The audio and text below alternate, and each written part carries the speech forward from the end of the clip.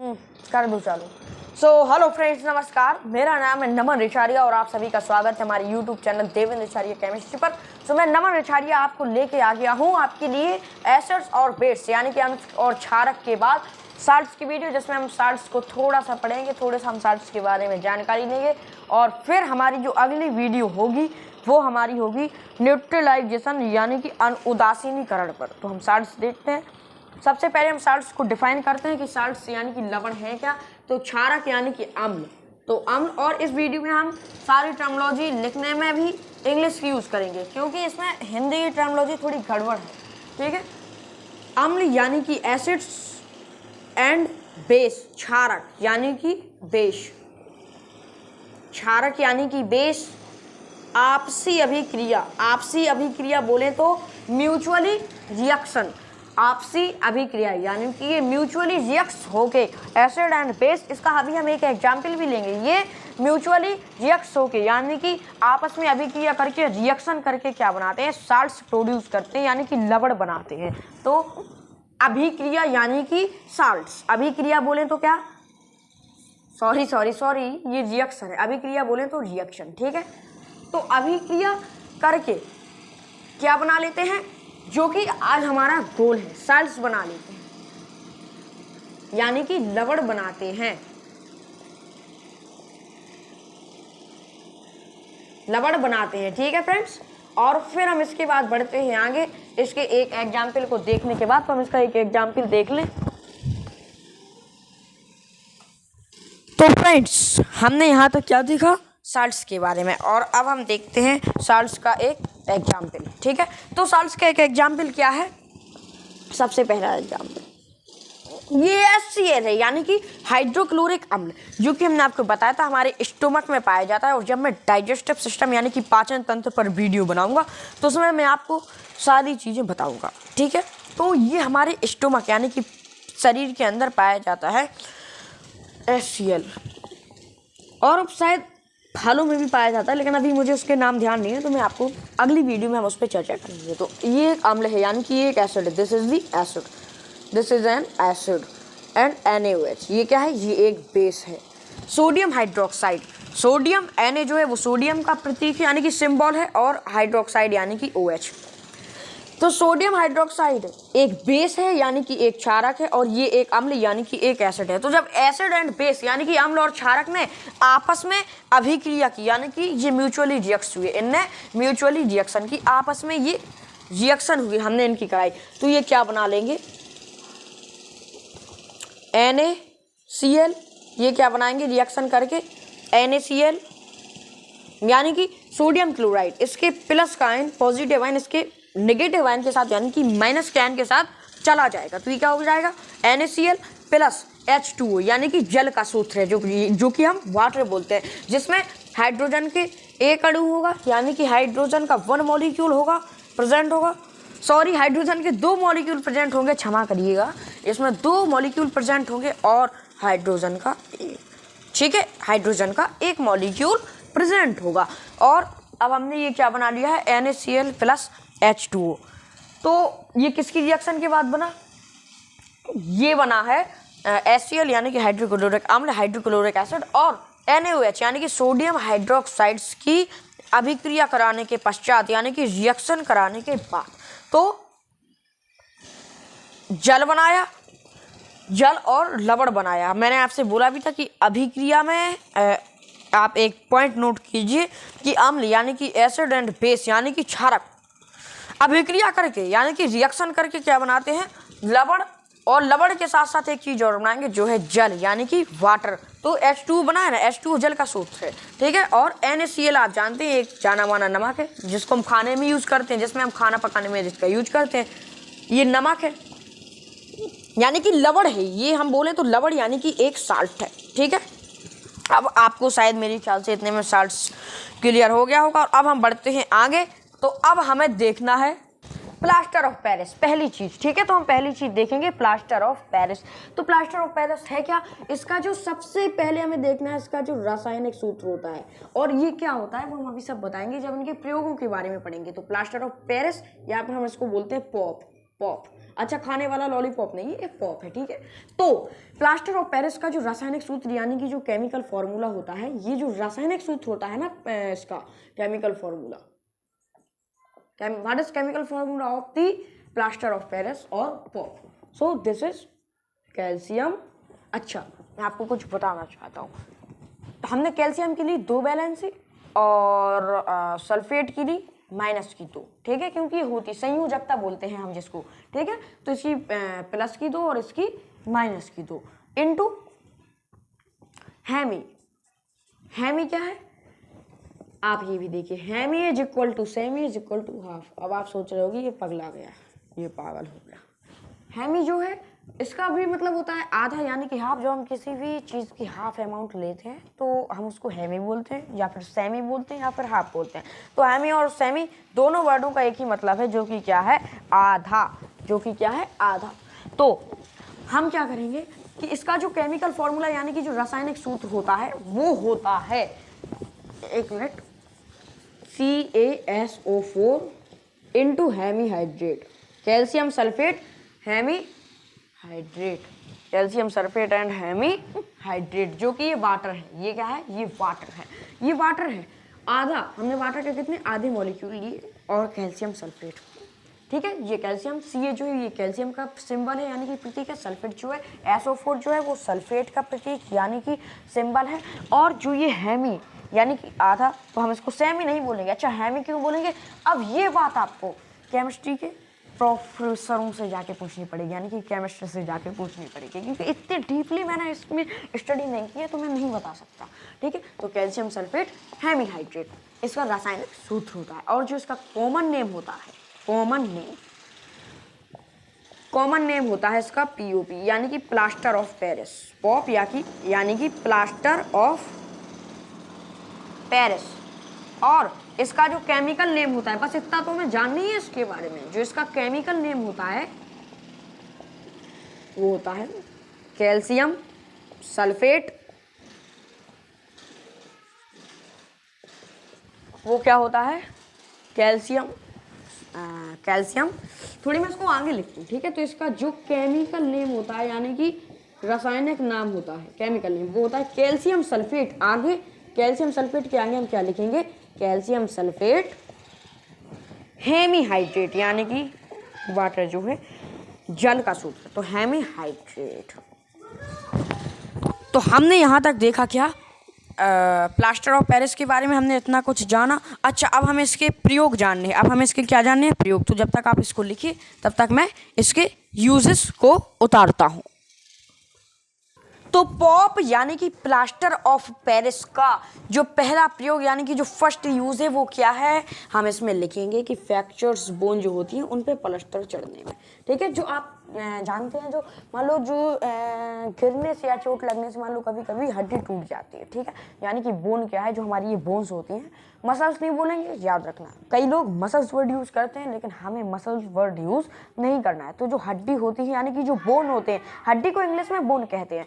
तो बोन क्या है? फ्रैक्चर हो जाती है यानी कि बोन टूट जाती है, हड्डी टूट जाती है। उस पर प्लास्टर यानी कि प्लास्टर, प्लास्टर यानी कि प्लास्टर। तो उसको उस पर टूटी हुई हड्डी पर यानी कि फ्रैक्चर्स बोन पर प्लास्टर यानी कि प्लास्टर चढ़ाने में प्लास्टर ऑफ पेरिस का यूज होता है। अच्छा, इसको हिंदी में भी हम प्लास्टर ऑफ पेरिस ही बोलते हैं, ठीक है। तो अब हम क्या बोलेंगे कि द यूज ऑफ पॉप यानी कि plaster of Paris, plaster of Paris, P से प्लास्टर, ओ से ऑफ एंड पी से पेरिस, पॉप। तो the use of plaster of Paris is in, हाँ किसमें है इसका use? Is in to set the plaster, plaster यानी कि पलस्तर, पलस्तर। अब कई लोग सोच रहे होंगे कि इसने पहली शुरुआत की साले ने उससे हिंदी मीडियम से, हिंदी से, और फिर इंग्लिश में। ये शुरुआत में जब थोड़ी देर पढ़ाते हो गया, बताते हो गया, तो अब ये इनके प्रयोग इंग्लिश में बताया नहीं मानने पर मैं हिंदी में भी लिखता जाऊँगा, ठीक है। तो प्लास्टर यानी कि plaster, to set the plaster in fractures bone on the fractured bone यानी कि टूटी हुई हड्डियों के ऊपर, बोन, ठीक है, यानी कि फ्रैक्चर्स बोन यानी कि टूटी हुई हड्डी, ठीक है। अब हम इसको हिंदी में भी लिख सकते हैं। हिंदी में हम इसको कैसे ट्रांसलेट कर सकते हैं कि इनका प्रयोग किसका, प्लास्टर ऑफ पेरिस का प्रयोग होता है कहाँ, टूटी हुई हड्डियों के ऊपर या टूटी हुई हड्डियों पर, फ्रैक्चर्स बोन पर प्लास्टर यानी कि पलस्तर सेट करने में या चढ़ाने में, ठीक है। दूसरा यूज इसका क्या है, तो दूसरा यूज इसका है डेंट्री में। डेंट्री, डेंट्री क्या है, डेंट्री क्या है, डेंट्री कहलाती है, डेंट्री, डेंट्री बोले तो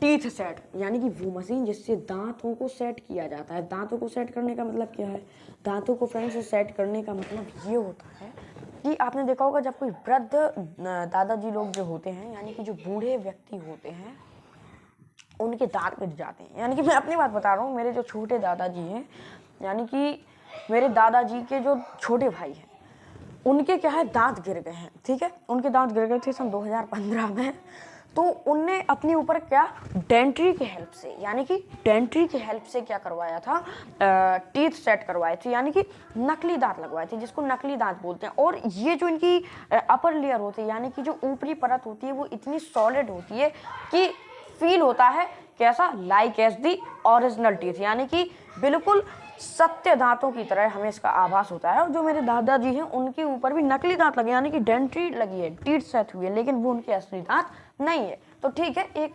डेफिनेट एज के बाद यानी कि एक निश्चित उम्र के बाद हर व्यक्ति के यानी कि हर वृद्ध व्यक्ति के दांत टूट जाते हैं, उन्हें डेंट्री की हेल्प लेनी पड़ती है, ठीक है फ्रेंड्स। अब तीसरे नंबर का जो है वो है स्टैचूज। तीसरे नंबर का क्या है, स्टैचूज। स्टैचूज यानी कि मूर्तियां बनाने में। हाँ, प्लास्टर ऑफ पेरिस का जो तीसरा यूज है वो क्या है, मूर्तियां बनाने में, मूर्तियां बनाने में यानी कि to form the statues, to form the statues, the statues, ठीक है, यानी कि मूर्तियां बनाने में। और फ्लावर का जो वेस होता है, फ्लावर बेस, उसको भी बनाने में प्लास्टर ऑफ पेरिस का यूज़ करते हैं। तो हमने प्लास्टर ऑफ पेरिस के बारे में बहुत सी जानकारी ले ली। अब हम बढ़ते हैं अपने अगले पॉइंट की तरफ, जिसका नाम है ब्लीचिंग पाउडर, जिसका नाम है ब्लीचिंग पाउडर, ठीक है। तो हम देखें ब्लीचिंग पाउडर, तो ब्लीचिंग पाउडर, हाँ, जो हमारा सेकंड है वो क्या है, ब्लीचिंग पाउडर, या फिर हम इसको हिंदी में भी लिख दें उससे हमें कोई दिक्कत नहीं है, हम हिंदी में भी इसको लिख सकते हैं ब्लीचिंग पाउडर। क्या है bleaching powder? Bleaching powder friends एक प्रकार से देखा जाए तो यदि मैं अपनी डेफिनेशन बताऊं यानी कि जो मैंने खुद तैयार की है, तो एक सफ़ेद पाउडर होता है। Yes, bleaching powder is a white powder. Bleaching powder जो एक सफ़ेद पाउडर होता है और इसे हम चूने का क्लोराइड भी कहते हैं। इसे हम क्या कहते हैं, चूने का क्लोराइड भी कहते हैं, ठीक है। और ब्लीचिंग पाउडर को हम क्यों कहते हैं चूने का क्लोराइड, क्योंकि ये चूने में इसका यूज होता है, ठीक है। और अच्छा, इसे किस किस से तैयार किया जाता है? ब्लीचिंग पाउडर जो है इसको किन तीन चीज़ों से मिलकर तैयार किया जाता है? तो इसको सूखा चूना यानी कि जिसका फॉर्मूला क्या होता है सूखे चूने का, कैल्शियम ऑक्साइड्स, यानी कि बिना बुझा हुआ चूना, सिलेक्ट लाइन। और ये क्या है, अनसिलेक्ट लाइन, ये है बुझा चूना।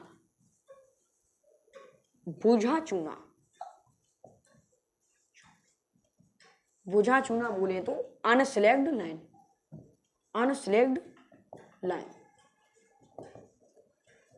और इसको सिलेक्ट लाइम, ठीक है। तो ये जो सिलेक्ट लाइम है ना, ये कैल्शियम ऑक्साइड्स, और इसका फॉर्मूला क्या होता है अनसिलेक्ट लाइम का, इसका होता है CaOH का होल ट्वाइस, यानी कि कैल्शियम हाइड्रोक्साइड।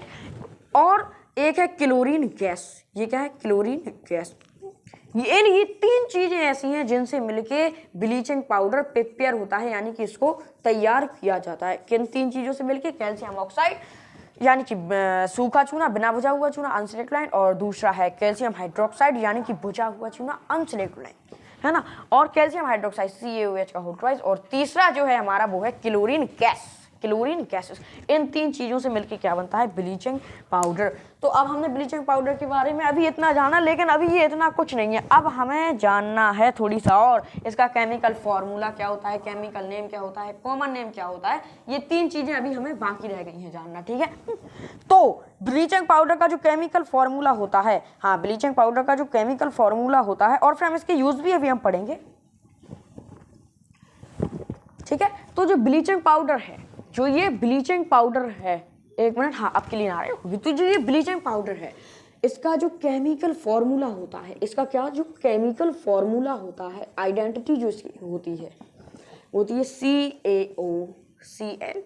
CaOCl2 यानी कि कैल्शियम ऑक्सीक्लोराइड। अच्छा, जो इसका कॉमन नेम है यानी कि सामान्य नाम जो है इसका, ये तो हो गया केमिकल फॉर्मूला यानी कि रासायनिक सूत्र, किसका, ब्लीचिंग पाउडर का रासायनिक सूत्र यानी कि केमिकल फॉर्मूला, ठीक है। और इसका जो कॉमन नेम यानी कि सामान्य नाम होता है वो क्या होता है, वो होता है कैल्शियम, नहीं सॉरी, इसका सामान्य नेम में तो वही होता है, सामान्य नाम तो होगा ब्लीचिंग ही पाउडर, ब्लीचिंग पाउडर ही रहेगा इसका सामान्य नाम, ब्लीचिंग पाउडर। एक वीडियो को बनाने में कितनी मेहनत लगती है हम लोगों से पूछिए। इस 20 मिनट के वीडियो को आकर्षित बनाने के लिए पहले कम से कम नहीं है तो 2 घंटे तक मेहनत करनी पड़ती है। 20 मिनट की वीडियो को आकर्षित बनाने के लिए 2 घंटे पहले खुद पढ़ते हैं, आता तो सब कुछ है मान लो हम लोगों को, यानी कि जो यूट्यूबर्स होते हैं, लेकिन उस वीडियो को अट्रैक्टिव यानी कि आकर्षित कैसे बनाना है ये हम लोगों से पूछे। कलेजा चाहिए होता है वीडियो को बनाने के लिए। यदि मेरी ये बात सही है तो कृपया कमेंट में अपनी राय जरूर दें, ठीक है। तो जो ब्लीचिंग पाउडर होता है, इसको हम कॉमन नेम यानी कि इसका सामान्य नेम तो ब्लीचिंग पाउडर ही रहता है, और उसका जो केमिकल फॉर्मूला यानी कि रासायनिक सूत्र होता है CaOCl2, और इसका जो रासायनिक नाम, ये तो हो गया सामान्य नाम, जो रासायनिक नाम यानी कि जो केमिकल नेम होता है, केमिकल नेम होता है वो क्या होता है, वो क्या होता है केमिकल नेम यानी कि रासायनिक नाम, वो होता है कैल्शियम ऑक्सीक्लोराइड, कैल्शियम ऑक्सीक्लोराइड। ये क्या होता है, ये इसका रासायनिक नाम होता है यानी कि जो इसके रासायनिक फॉर्मूले से बनता है, कैल्शियम, इंग्लिश में भी लिख दूं हिंदी में भी लिख दूं, ऑक्सीक्लोराइड, ठीक है। ये क्या होता है, ये ब्लीचिंग पाउडर की हमने 3 चीज़ें देखी। अब देखी तो मैंने ब्लीचिंग पाउडर को पहले एक्सप्लेन किया, फिर हमने ये देखा कि उसका केमिकल फॉर्मूला यानी कि उसका रासायनिक सूत्र क्या होता है, जो कि हमें पता चला कि CaO यानी कि Cl2। तो CaOCl2 यानी कि कैल्शियम ऑक्सीक्लोराइड, जो कि उसका क्या है रासायनिक नाम यानी कि केमिकल नेम है, और उसका जो कॉमन नेम है वो ब्लीचिंग पाउडर ही रहता है। अब हमें इसके देखने हैं प्रयोग की, क्या प्रयोग है किसके, ब्लीचिंग पाउडर के। पहला यूज किसका, ब्लीचिंग पाउडर का, तो पहला यूज इसका है टेक्सटाइल इंडस्ट्रीज में, टेक्सटाइल इंडस्ट्रीज में, या जिसको हम हिंदी में बोलेंगे टेक्सटाइल उद्योग, इंडस्ट्रीज यानी कि टेक्सटाइल उद्योग, टेक्सटाइल उद्योग, ठीक है। टेक्सटाइल उद्योग कैसा, अब इसमें क्या यूज होगा इसका, टेक्सटाइल उद्योग यानी कि टेक्सटाइल इंडस्ट्रीज में ब्लीचिंग पाउडर्स का।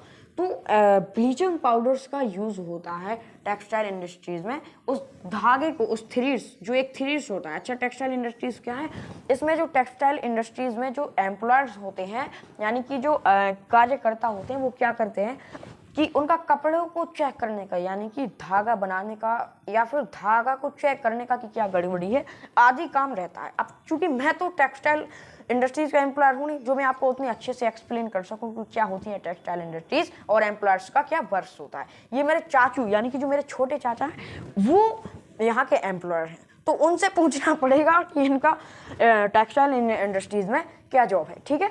तो थ्रेड्स को मुझे केवल इतना पता है कि थ्रेड्स की क्लीनिंग के लिए यानी कि थ्रेड्स जो है धागा, तो उस धागे की सफाई के लिए, धागा की किसकी सफाई यानी कि क्लीनिंग के लिए हम किसका यूज करते हैं, टेक्सटाइल इंडस्ट्रीज का यूज करते हैं।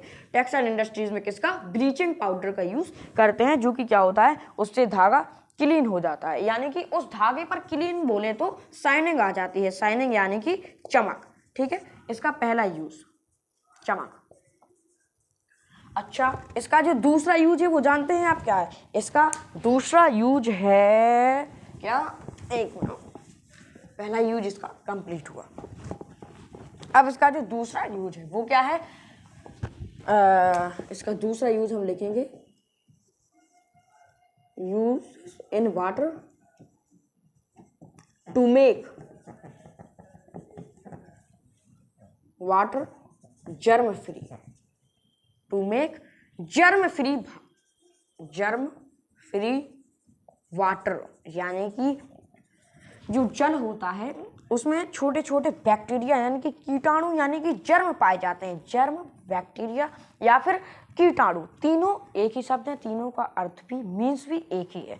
तो पानी में जो छोटे छोटे जर्म्स पाए जाते हैं तो उस जल को जर्म मुक्त जल यानी कि जर्म फ्री वाटर बनाने के लिए, यानी कि फिर उसमें जर्म ना रहे, उसको बनाने के लिए हम किसका प्रयोग करते हैं, ब्लीचिंग पाउडर का प्रयोग करते हैं। तो जर्म फ्री वाटर यानी कि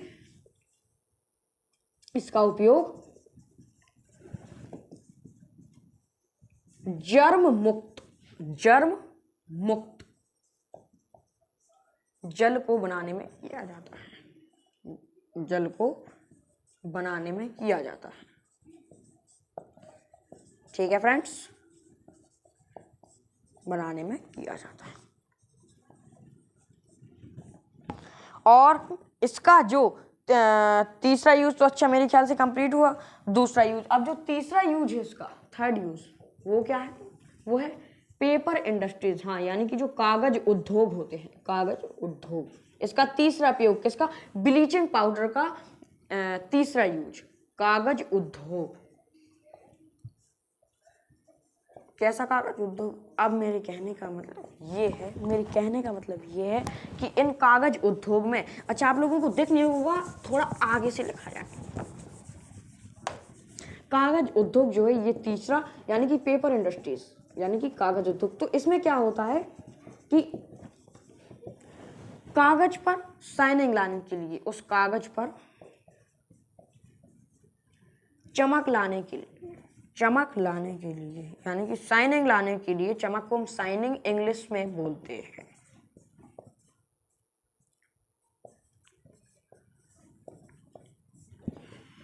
कागज पर शाइनिंग यानी कि चमक लाने के लिए हम ब्लीचिंग पाउडर का प्रयोग करते हैं।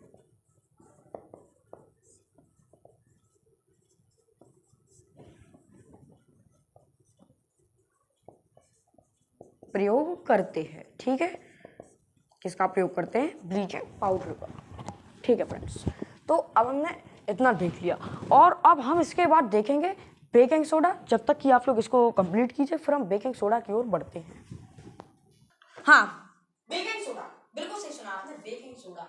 जब हमने प्लास्टर ऑफ पेरिस और ब्लीचिंग पाउडर की डिटेल स्टडी की, फिर उसके बाद हम बढ़े अपने तीसरे टॉपिक की तरफ, जिसका नाम क्या है, बेकिंग सोडा। बेकिंग सोडा क्या है, बेकिंग सोडा? बेकिंग सोडा एक ऐसा सोडा जिसे हम मीठा सोडा या फिर खाने के सोडा के नाम से भी जानते हैं, और इसे सोडियम बाइकार्बोनेट, ये क्या है, एक केमिकल कंपाउंड है जिसे हम सोडियम बाइकार्बोनेट कहते हैं। बढ़ते हैं बेकिंग सोडा की तरफ।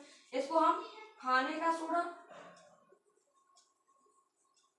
या मीठा सोडा भी बोलते हैं, ठीक है। अब कोई स्वीट सोडा मत बोल देना माने मत, क्योंकि महान लोगों की कमी नहीं है, ठीक है। बढ़ते हैं बेकिंग सोडा की तरफ। तो बेकिंग सोडा जो है, इसका सबसे पहले हम देखेंगे कॉमन नेम यानी कि सामान्य नाम।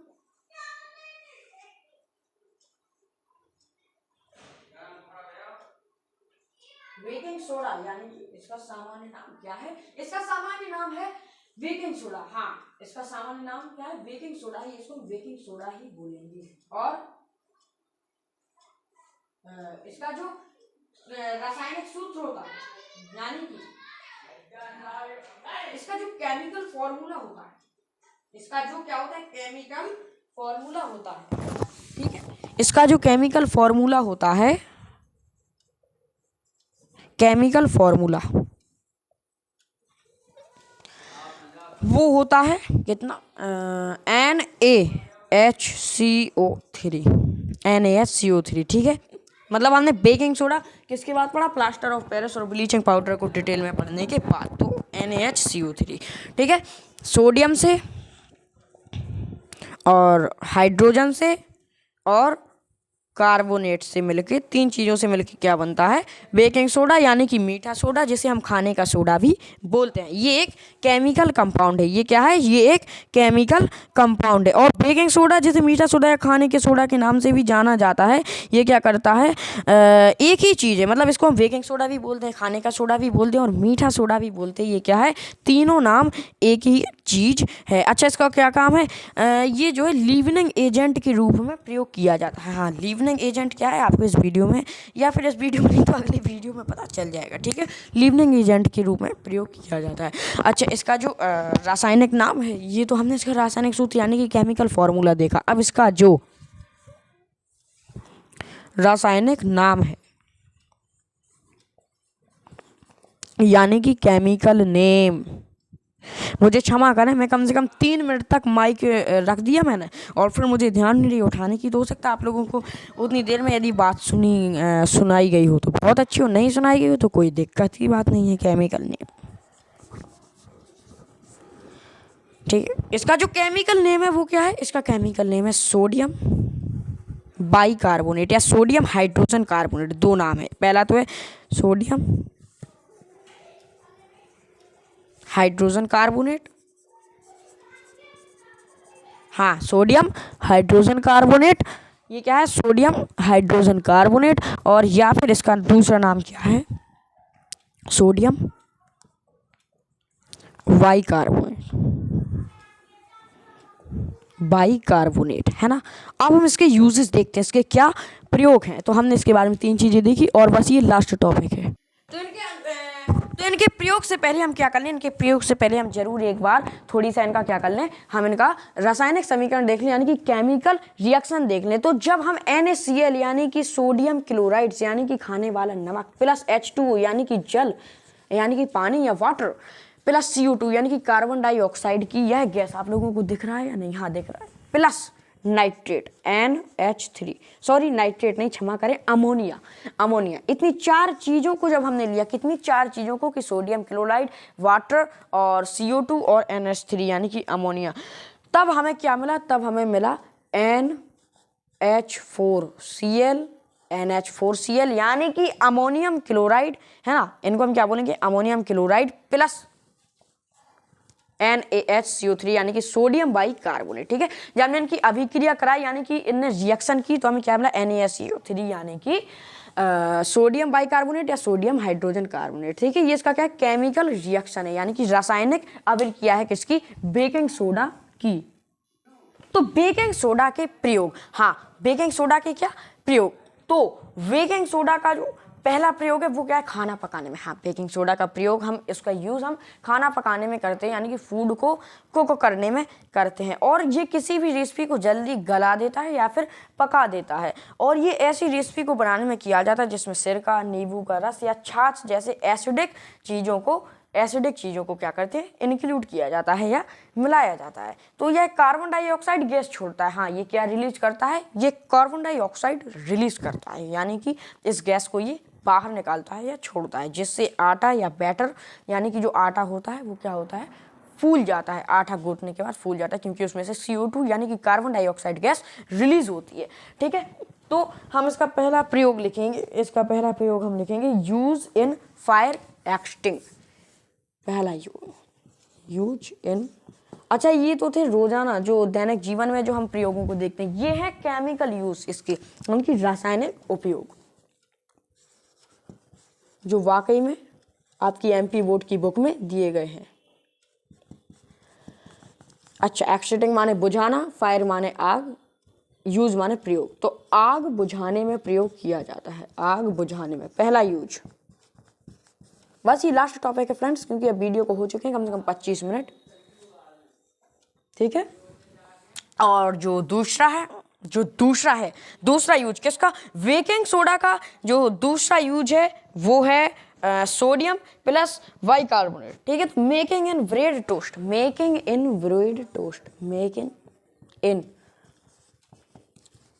Bread toast. हाँ, जो ब्रेड जो टोस्ट आप सुबह नाश्ते में लेते हैं उनको बनाने के लिए इनका प्रयोग किया जाता है, ब्रेड टोस्ट etc। ठीक है। और जो इसका तीसरा यूज है वो क्या है, इसका तीसरा यूज ये है कि मेकिंग इन बेकिंग पाउडर। हाँ, जो बेकिंग सोडा होता है वो बेकिंग पाउडर भी बनाता है। मेकिंग इन, हाँ, खुद बेकिंग सोडा क्या बनाता है, इन बेकिंग पाउडर। खुद बेकिंग सोडा भी क्या बनाता है, बेकिंग पाउडर बनाता है, ठीक है। और जो फोर्थ पॉइंट है वो क्या है, मेकिंग इन कोल्ड ड्रिंक्स। जितनी भी कोल्ड ड्रिंक्स होती हैं, पेप्सी होती हैं, यानी कि कोको कोला, स्प्रिंग स्प्राइट। अब चूंकि मैं तो पीता नहीं हूँ ना, मुझे पसंद है, तो मुझे पता नहीं है। तो make in cold drinks, all cold drinks, Maaza वगैरह है ना, इतने सारी उस कोल्ड ड्रिंक्स बनाने में और ये बेकिंग पाउडर को बनाने में, बेकिंग पाउडर को बनाने में। तो आज की क्लास में हमने क्या पढ़ा, लवण यानी कि साल्ट्स की डिटेल स्टडी की। कोल्ड ड्रिंक्स में को बनाने में किया जाता है। आज की हमने इस क्लास में एसिड्स यानी कि अम्ल और क्षारक यानी कि बेस, इन दोनों के बाद तीसरा जो था हमारा अध्याय में नाम, वो था लवण, और उसको हमने खूब डिटेल में समझा। और जितने प्रकार आज हमने पढ़े वो सभी लवण यानी कि साल्ट्स के प्रकार हैं। हमारा अगला lecture neutralization of the acids comma base and salts, यानी कि हमारा अगला लेक्चर किस पर होगा, हमारा अगला लेक्चर अम्लों, क्षारकों एवं लवणों के उदासीनीकरण पर होगा। Thanks for watch my video, take care, bye bye, जय श्री राम।